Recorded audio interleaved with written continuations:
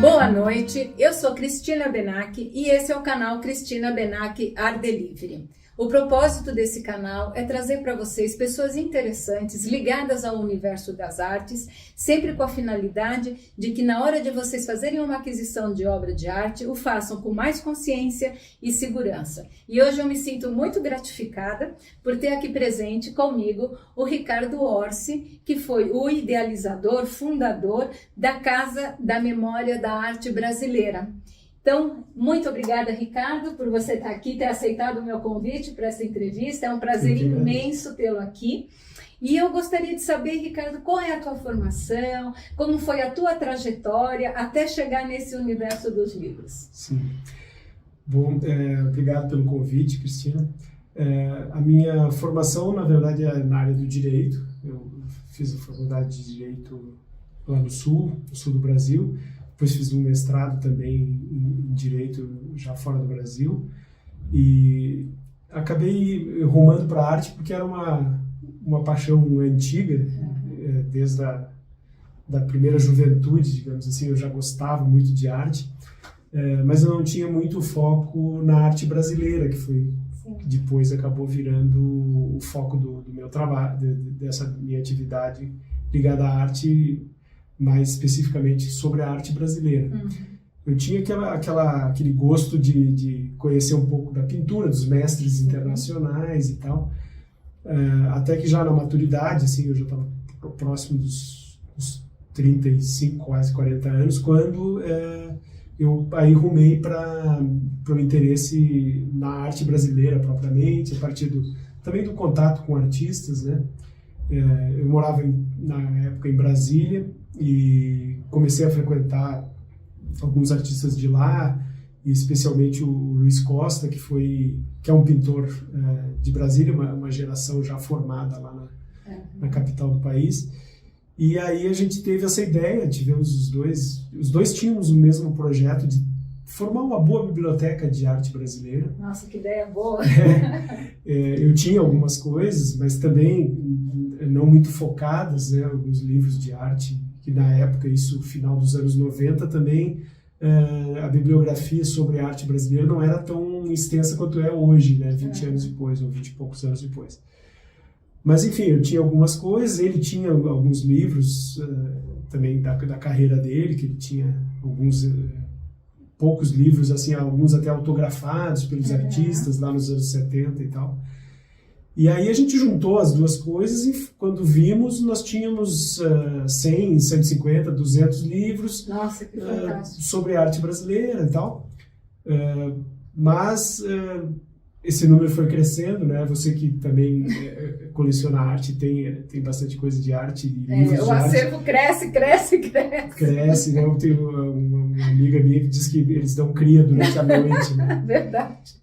E aí isso aconteceu, a gente, em pouco tempo, isso lá por 99, 2000, a gente já tinha passado de 100 livros para 500, assim. Nossa. E começamos também a receber doações das pessoas que gostaram da ideia.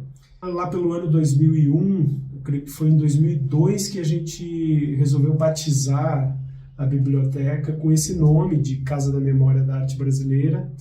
E aí também com um foco um pouco mais, ainda foco na arte brasileira, mas digamos com o interesse que o acervo reunisse não só livros, mas também documentários, vídeo, o que fosse de material gráfico e material, ainda na época não digital, mas material analógico, tudo que dissesse respeito à arte brasileira, né?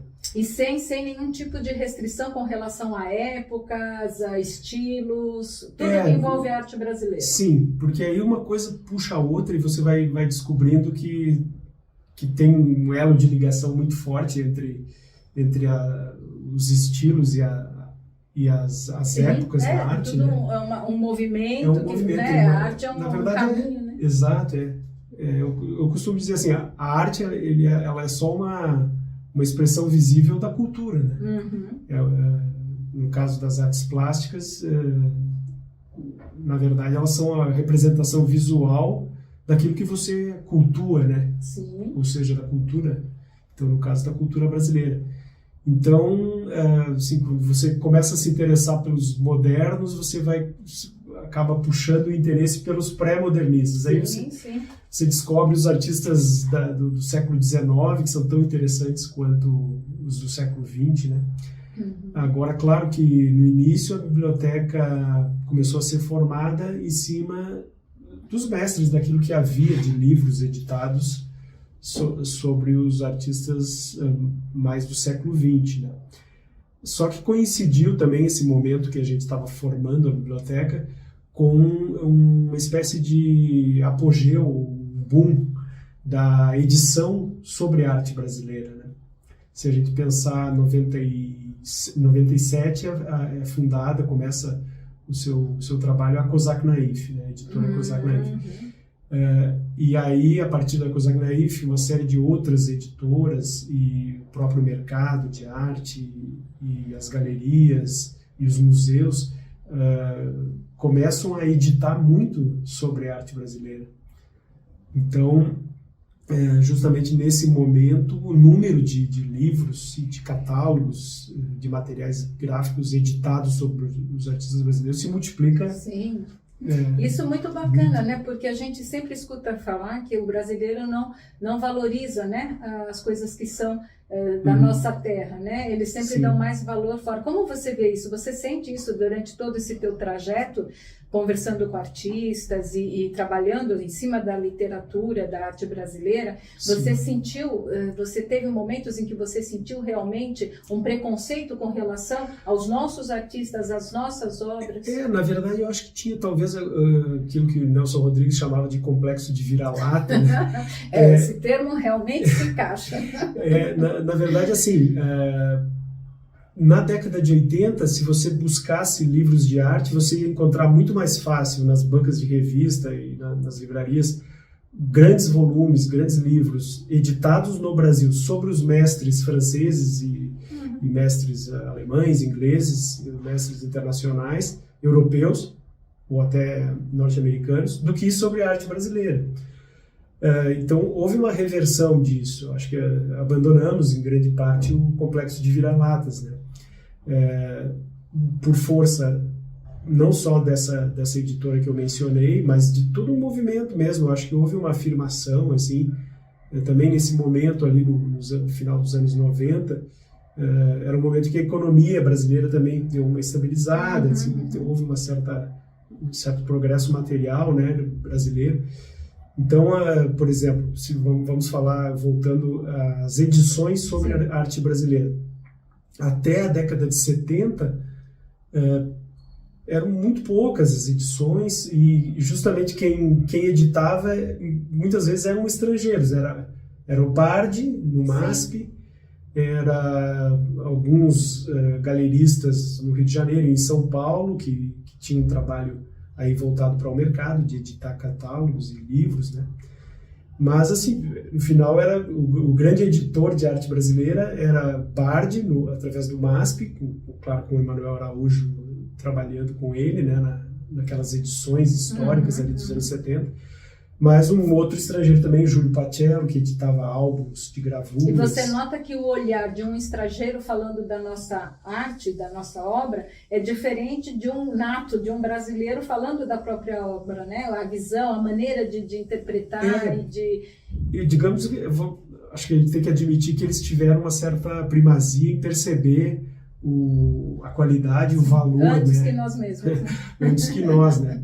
Depois eu acho que isso se neutralizou, houve uma contraposição a esse fenômeno, mas até então, realmente os estrangeiros, eles foram os primeiros a perceber que nós tínhamos grandes artistas, e além de citar o Bardi e o Jean Bonguit no Rio de Janeiro, mas quantos outros, Chablot, que foi quem descobriu Chico da Silva no Ceará, tantos outros estrangeiros que vieram para cá e que perceberam, né, essa qualidade intrínseca assim, na arte brasileira, né?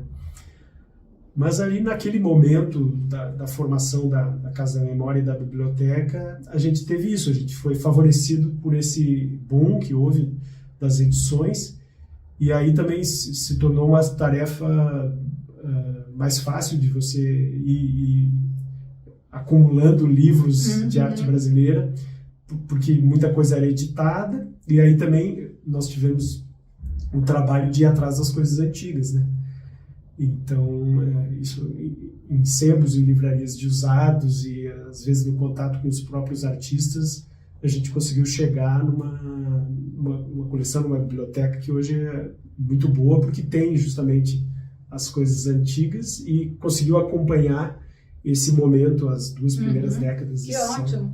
Agora, uma coisa que eu acho tão bacana, que eu andei vendo, obras de artistas indígenas, né? Sim, hoje... Tem coisa muito bacana. Na sua biblioteca tem livros, tem alguma produção desses artistas indígenas? Sim, bom, esse assunto, o interesse por ele está ligado diretamente à cultura brasileira, né? E, na verdade, a gente começou a juntar uma biblioteca e a formar uma coleção mais sobre cultura indígena, sobre os povos indígenas, do que sobre a arte indígena. Sobre o quê? O foco na arte indígena e a edição de livros sobre artistas indígenas, dá para dizer que é um fenômeno bem mais recente, dos últimos talvez 10 anos, e agora com o apogeu, com essas exposições do MASP atualmente, né, do Grupo Macu, né, e outras edições fantásticas, né, e abertura de espaços institucionais para esses artistas. Mas livros sobre a cultura indígena como um todo, sobre grafismo indígena, sobre bancos indígenas, isso já tem um bom acervo, né, na biblioteca, muita coisa, até livros mais voltados para a antropologia, né? Então aqueles livros da coleção do Museu de Antropologia aqui da USP, né? Que são livros belíssimos que dão a história toda da coleção. Também tem os antecedentes nisso, né? Vamos lembrar que Darcy Ribeiro e Berta Ribeiro publicaram ainda na década de 50, no final da década de 50, para ver como eles eram realmente pioneiros, né? Publicaram livros sobre artes indígenas, sobre os carajás. Né? E, então já existia uma bibliografia, digamos assim, e aí na biblioteca a gente conseguiu concentrar isso, e aí, depois eu acabei editando uma bibliografia, porque aí esse é outro capítulo que a gente pode conversar. Eu passei a editar bibliografias a partir da biblioteca, né? E uma dessas bibliografias focou na arte popular, digamos assim, brasileira. O título é Arte do Povo Brasileiro. E aí, nessa arte do povo brasileiro, tem todos os artistas de matiz popular, primitivo, enfim, a palavra, alguns usam a palavra naif, né, que não é a melhor palavra. E aí, nessa bibliografia, eu coloquei todos os livros dos artistas indígenas. Ah, que legal. Foi uma edição de 2017, portanto já tem 5, 6 anos, mas na época já tinha todo esse pessoal indígena e os livros. É muito legal, porque a arte indígena, as pessoas ligam muito à questão do artesanato, né? Das peças que se fazem com utilidade e tal. Mas eles têm toda uma expressão riquíssima e muito conteúdo, né? Muito propósito para fazer os seus trabalhos, né? Eles estão fundamentados em ideologias, em crenças, em sua própria realidade, a sua história, como eles contam, né? Seja na pintura, seja na escultura, é muito interessante, né? Essa discussão aí dá tema para uma tese de doutorado, né? Porque essa própria discussão entre arte e artesanato, claro que existe a distinção, né? Tem alguns autores que se fixaram e fixaram muito bem essa distinção, mas no caso da cultura indígena, porque em princípio a arte seria aquilo que é inútil, né? E o artesanato seria aquilo que... Os utilitários. A aplicação da arte em objetos, em princípio, utilitários. Só que na cultura indígena também não existe muito isso, porque, primeiro, não são sociedades utilitárias, né? Exato. E, ao mesmo tempo, eles sentem a necessidade de incluir arte nos objetos ou no próprio corpo, né? Os grafismos, as tatuagens e tal. Alguns povos têm todo o grafismo baseado na tatuagem. Sim, é uma forma de documentar, né, toda a sua história, sua origem, né? Marcam a história na própria pele, né?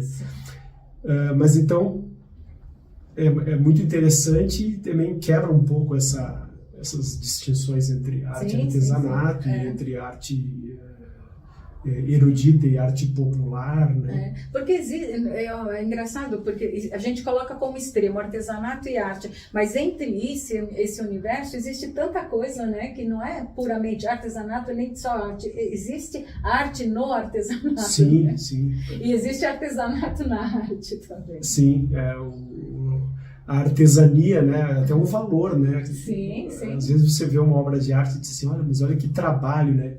Olha que artesanato, né? Às vezes até se usa essa palavra. Sim, isso é uma coisa que se discute muito, né?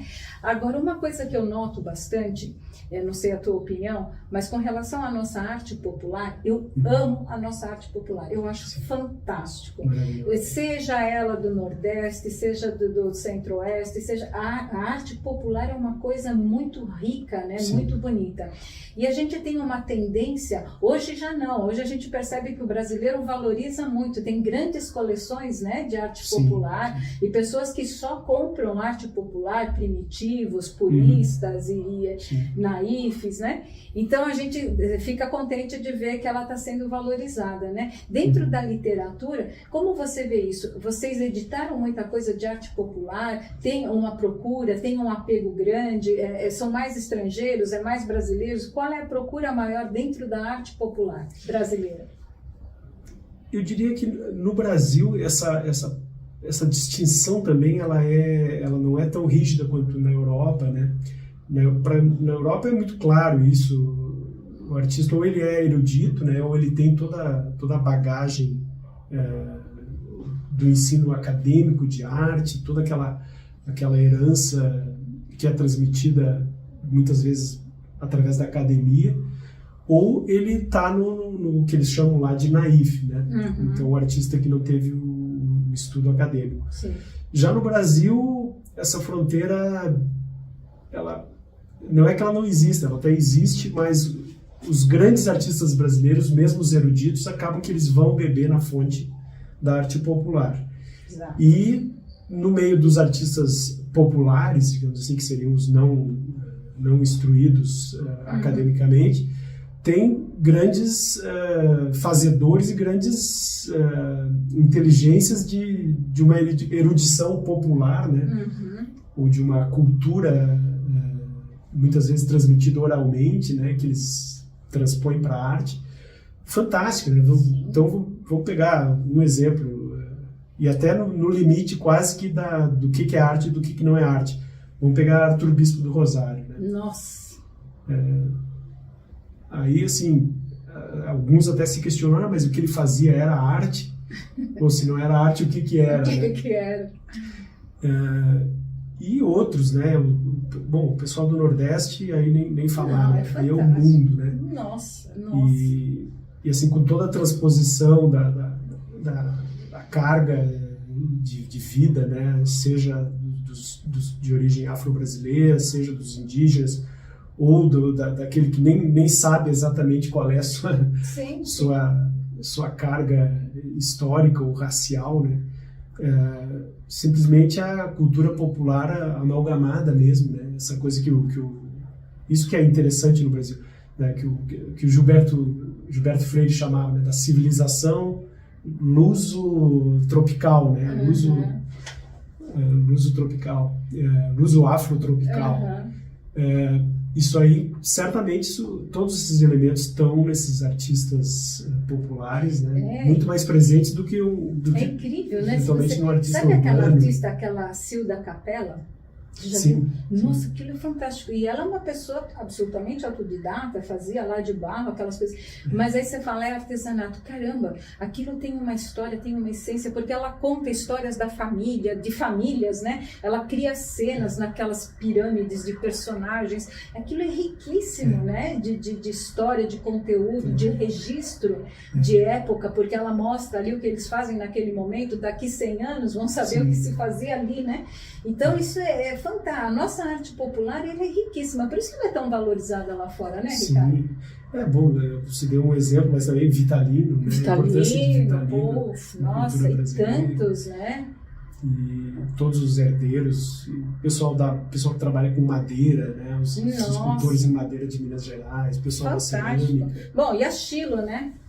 Os mestres de onde vem, né, toda essa coisa da xilogravura, né? J. Borges aí, fantástico, né? e todo o pessoal, todos os pernambucanos, todos é fantástico. Ciro Fernandes no Rio de Janeiro. Não, é fantástico, é muito rico isso, né?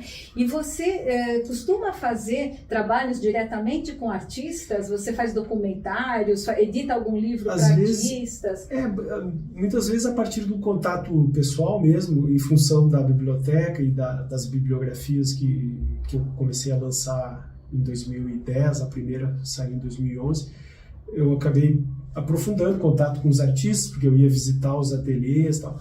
E aí mas aí mais por uma relação de amizade, assim, alguns me pedem para escrever textos ou para participar de edições de pequenos catálogos ou de catálogos. Mas eu não fiz uma linha assim, até porque não teria meios de fazer uma linha editorial sobre trabalho de artistas, né? Isso eu faço mais a pedido, assim, porque acaba que os esforços assim da biblioteca, além de manter a biblioteca atualizada, todo o custo de manutenção, que eu divido também ainda com o Luiz Costa, que cuida da parte da biblioteca que está lá em Brasília, e eu cuido da parte que está aqui em São Paulo. Além disso, a gente faz as bibliografias, né?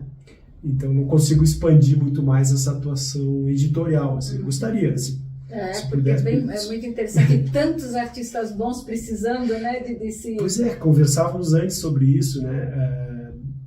E aí também a gente pode falar um pouco sobre essa questão de livros analógicos, livros em papel e a transposição para o digital. Nossa, conta pra gente como que é agora, porque tem pessoas fazendo livros um por mês, não é isso, Ricardo? Como assim? Tá tendo um fenômeno engraçado, assim, porque ao mesmo tempo que muita gente abandonou a edição analógica, edição em papel, e passou só para o digital, muita gente acha que não, já foi decretado o fim do livro, assim como já foi decretado o fim da arte, né, várias vezes. Já foi decretado o fim do livro, mas, na verdade, tem um movimento contrário, né? Tem um movimento contrário. Primeiro que eu converso muito com artistas, leitores, apreciadores de arte, colecionadores, pessoas que são aficionadas por arte, e elas continuam querendo ver os registros no papel.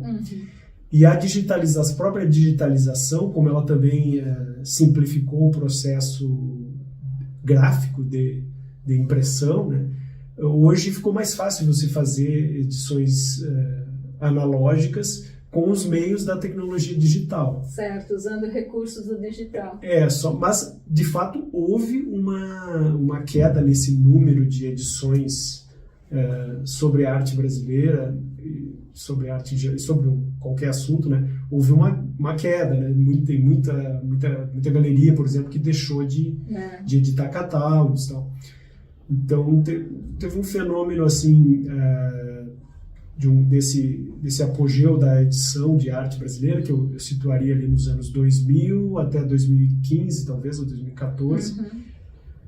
E depois disso teve um certo rumo para o digital, um certo abandono do papel, né? Mas para os fins históricos e de fixação da memória, eu acho que ainda é imprescindível a edição em papel, né? Sim. E o que eu estava lhe contando é alguns artistas, algumas pessoas e editores que conseguem viabilizar uma grande quantidade de livros com essas facilidades do mundo da edição digital. E é interessante, né? Porque a gente tem que acompanhar os tempos, não adianta, né? Porque Sim. tudo vai mudando, né? O conceito, inclusive, muda, né? Algumas coisas que antes não eram consideradas gravura, hoje já são, e a gente tem que seguir acompanhando. Existe uma certa resistência, que eu acho que é normal, da gente... Porque a arte, para quem está acostumado, assim, na nossa geração, é o fazer, né? É a Sim. mão, é o toque, né? Sim. Então, você vê uma obra de arte saindo de uma impressora, é estranho, né? É arte, né? Então, mas a gente tem que aceitar, né? Porque as coisas, se a gente começar a pensar de 100, 200 anos, como foi a coisa caminhando, e tudo a gente vai se adaptando e vai aceitando. Amanhã, o que vão dizer da arte que a gente faz hoje? Com essa tecnologia toda? Sim. O que será que vai ser? Será que amanhã isso vai ser considerado? Não sei, né? Isso é Mas a gente tem que estar aberto, porque tem muita... Eu vejo que tem... o que eu estava dizendo para ele há pouco, eu tive durante muito tempo sempre focada nos artistas, a grande maioria já falecidos, os artistas já consagrados, né? Então, o contato com os artistas jovens, novos talentos, as novas formas, né, de se expressar e de se pontuar, né, dentro da nossa realidade é tão distinto e é mágico, é fantástico. E como eles são criativos, como de qualquer coisa eles te fazem uma obra, eu estou ficando assim encantada de ver. A gente vai participar do Festival Internacional de Arte nesse ano, então a gente está tendo muito contato com artistas jovens, né, e artistas talentosíssimos e pontos de vista tão diferentes, maneiras tão diferentes, e você não pode desconsiderar, você não pode dizer que isso não seja arte. Não é? Então a gente tem que ser mais flexível também nesse sentido. Eu acredito que no caso das edições também você acaba tendo que ceder para outros meios, né? Sim. Mas o toque do livro, a pegar um livro, você abre isso daqui, acho que isso não tem como. Como você vai substituir isso por uma telinha lá? Não. Eu acho que também a era digital, digamos assim, ela facilita muita coisa, ela democratiza, né? Ela expande o alcance e a possibilidade de fazer as coisas, né?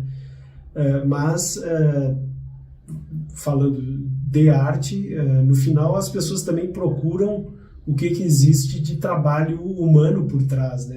A gente tem a necessidade, não tem como você... né? Eu vejo até assim, essa semana mesmo, semana passada fui visitar um trabalho de uma amiga fotógrafa, expondo aqui em São Paulo, e no final acabávamos voltando a questionar com ela como é que era o processo da fazedura das fotografias, e aí ela explicando todas as fases, né, do trabalho analógico para chegar num resultado em fotografia, as várias etapas e o que existia de intervenção, digamos, manual nos processos fotográficos, né?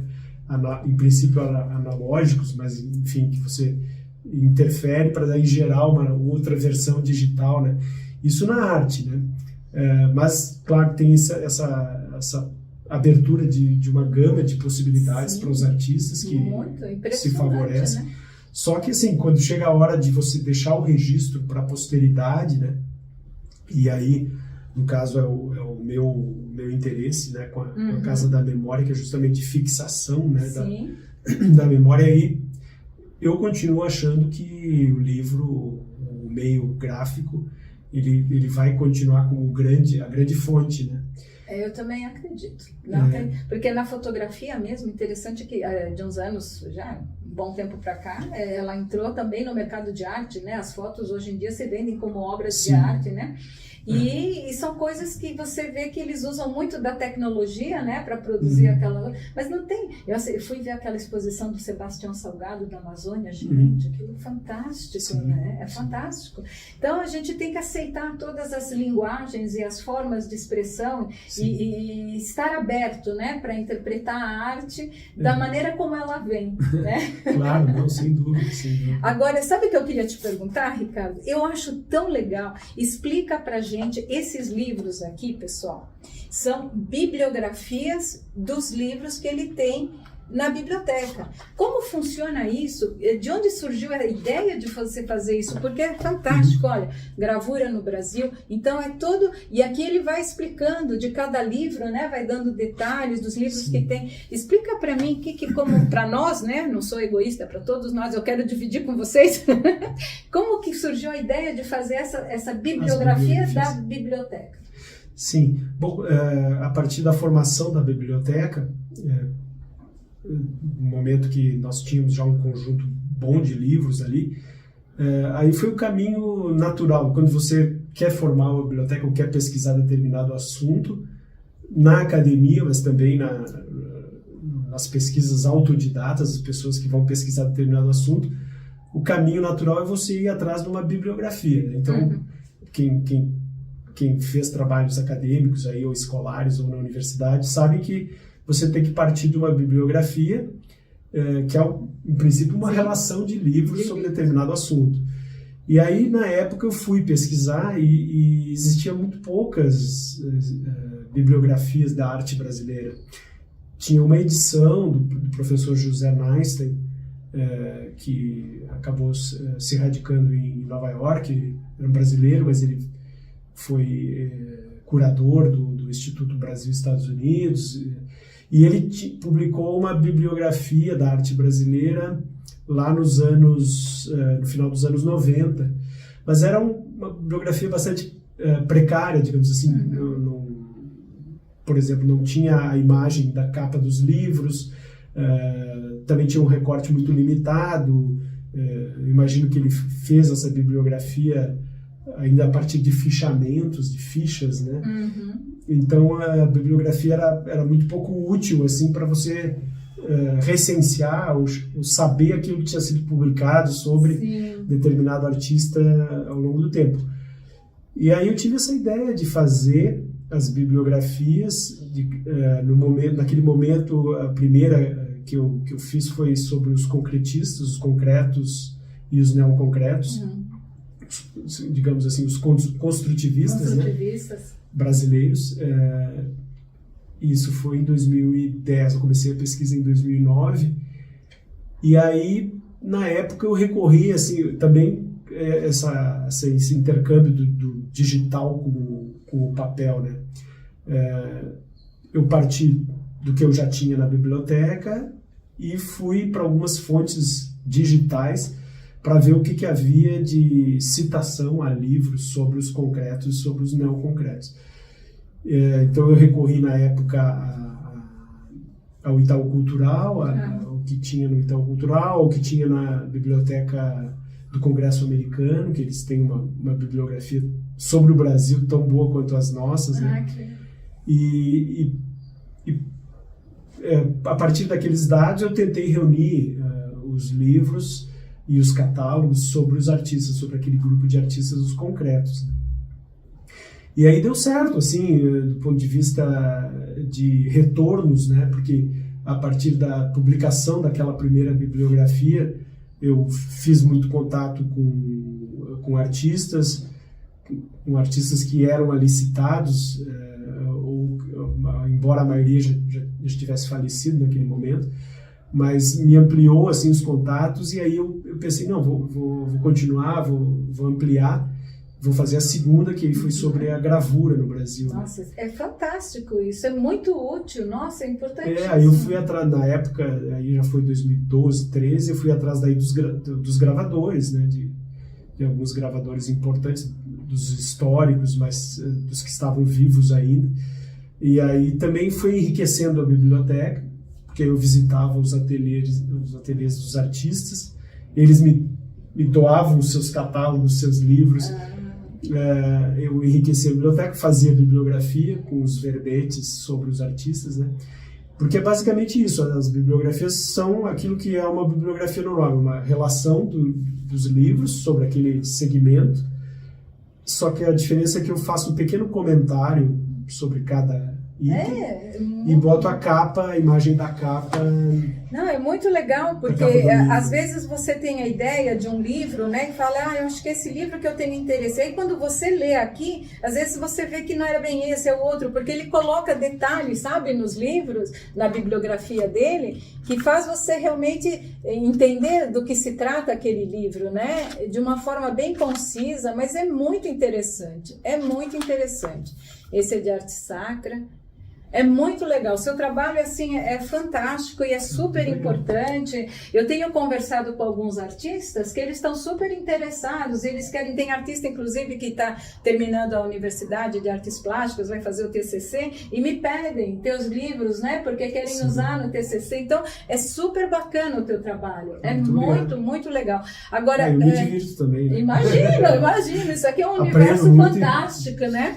Agora, se as pessoas quiserem adquirir os seus livros ou quiserem, como que elas fazem? Como é que elas entram em contato? Isso está disponível nas livrarias ou você tem um contato específico? Como é que funciona? A comercialização desses livros? Bom, quando eu edito elas, eu coloco em algumas livrarias. De cabeça eu lembro a Martins Fontes sempre adquire as bibliografias. E coloco em algumas livrarias que eu percorro também para pesquisar. Em alguns sebos se encontra, na própria estante virtual, se colocar, também se encontra. Tem mas também tem na estante já. Da estante virtual acaba chegando por meios transversos, né? As pessoas vão colocando, né? Às vezes coisas que eu doei para as pessoas, alguns anos depois vão parar na... Esses que eu ganhei, você não vai ver, te garanto. Mas é natural o processo, né? Porque às vezes a gente se desfaz também. Eu tenho no depósito, acho que mais de 300 mil. Sim. Mas e como você se desfaz disso? Imagina que não quero biblioteca... Quantos itens tem? Você sabe quantos títulos você tem? Nós temos quase 9 mil volumes. 9 mil, olha que loucura. Tudo sobre arte brasileira. Tem uma parte de arte estrangeira que é um pouco inevitável, a gente ganha coisas, quando eu viajo eu compro. Mas assim, basicamente desses 9 mil, 8.300 são sobre artistas brasileiros. É porque isso, eu falo volumes porque são não só livros, mas catálogos, às vezes pequenos folders, né? Porque também às vezes um material de pequena dimensão, ele é tão importante, tão raro quanto um livro antigo, né? Sim, sem dúvida. Então, também eu tenho pessoas que doam,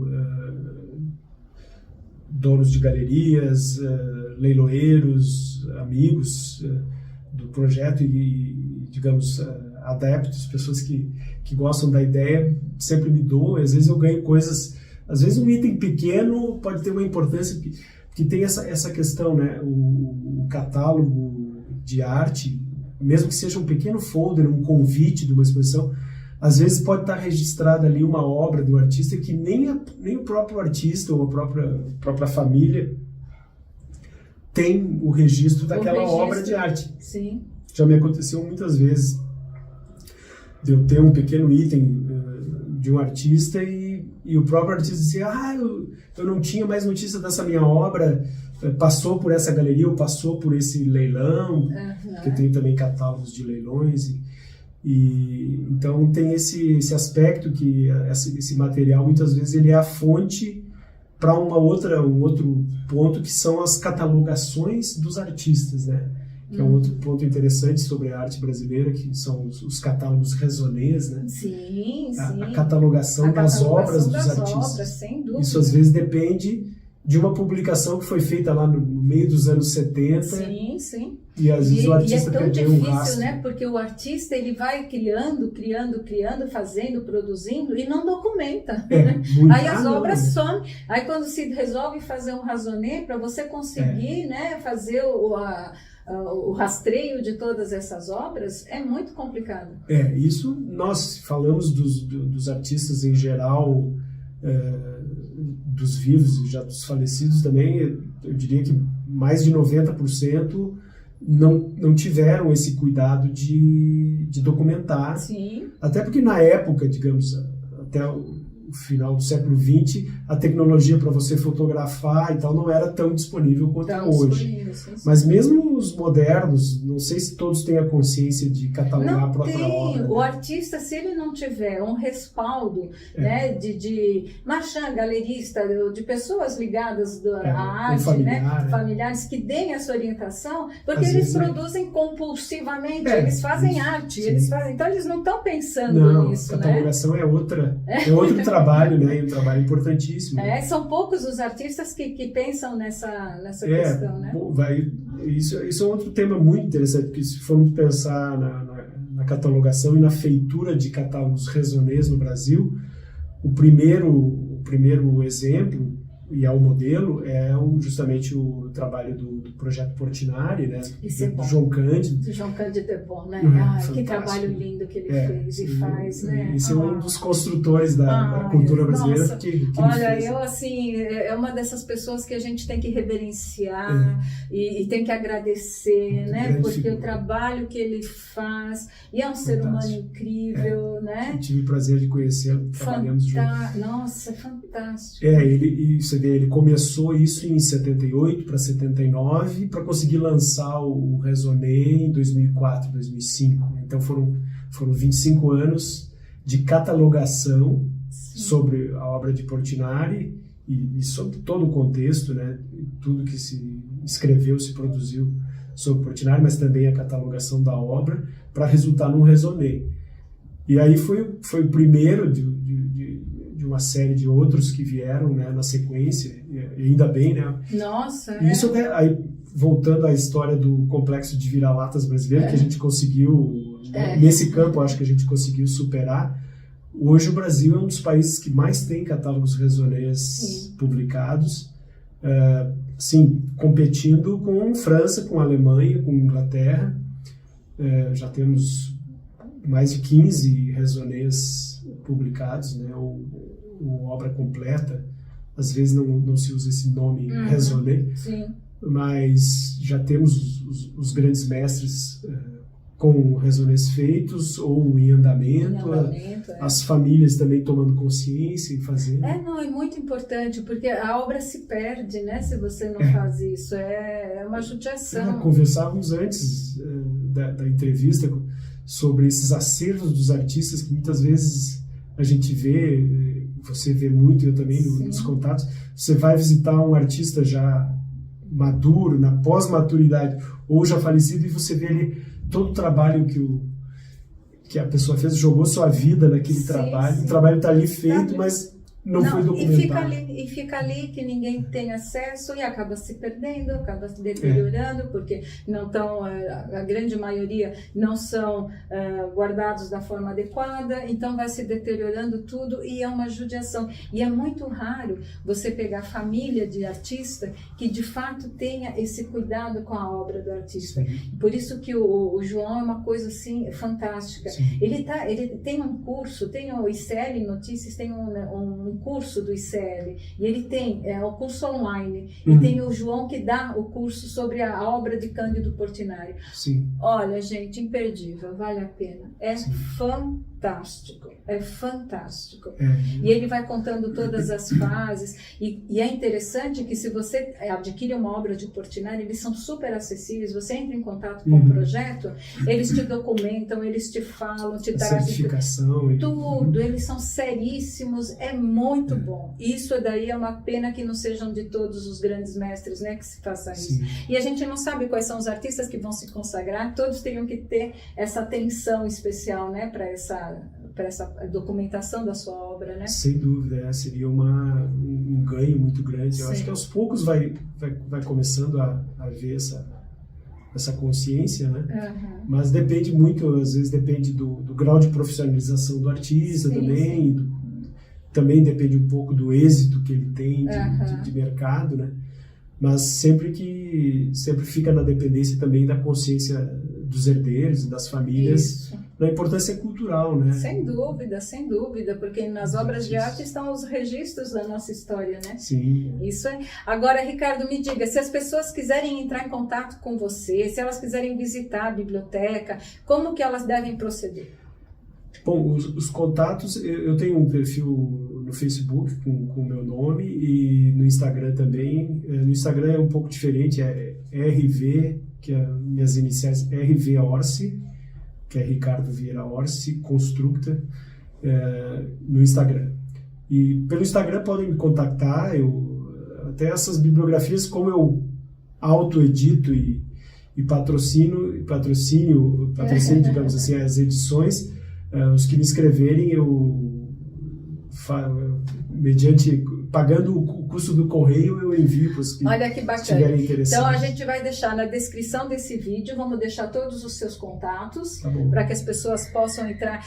Vale a pena, pessoal, entrem em contato com o Ricardo Orsi, conheçam todo o trabalho dele e todas as obras que eles têm aqui documentadas nessas bibliografias, é muito interessante. E eu queria agradecer a todos vocês que nos escutaram até aqui, e eu espero que vocês tenham gostado da conversa.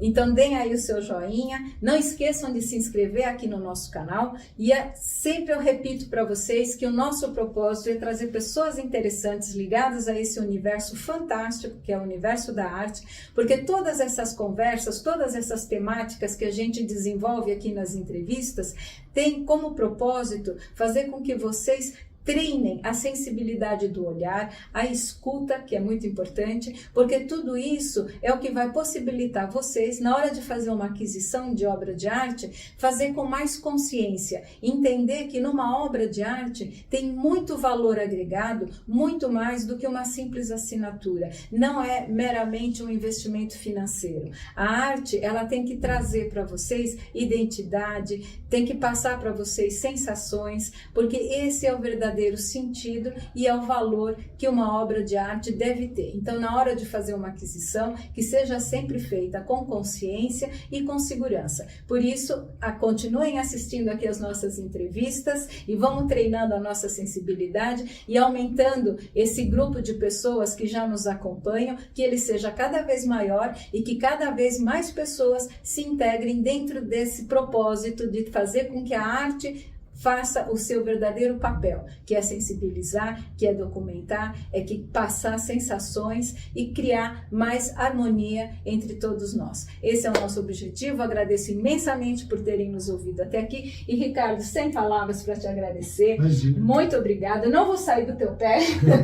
Eu te agradeço. Vamos conversar mais vezes, viu, Ricardo? Quero te parabenizar pelo teu trabalho, porque obrigada, não Ricardo. É uma mera comercialização de obras de arte, mas é isso, você é uma fazedora também da cultura através do teu trabalho. O importante é a gente trabalhar esses coletivos, sabe? Da gente fazer essa troca, porque isso daí é o que realmente faz sentido, porque um papel, a gente compra uma ação, né? Então a arte é muito mais do que isso, e eu espero que vocês continuem nos acompanhando, sigam a gente, não esquece de se inscrever aqui no nosso canal e assistam os outros vídeos também, as outras entrevistas, e qualquer coisa estamos sempre à disposição. Os contatos do nosso amigo Ricardo vão estar aqui na definição aqui do nosso vídeo, e até o próximo vídeo, pessoal. Muito obrigada, tchau, tchau, uma boa noite.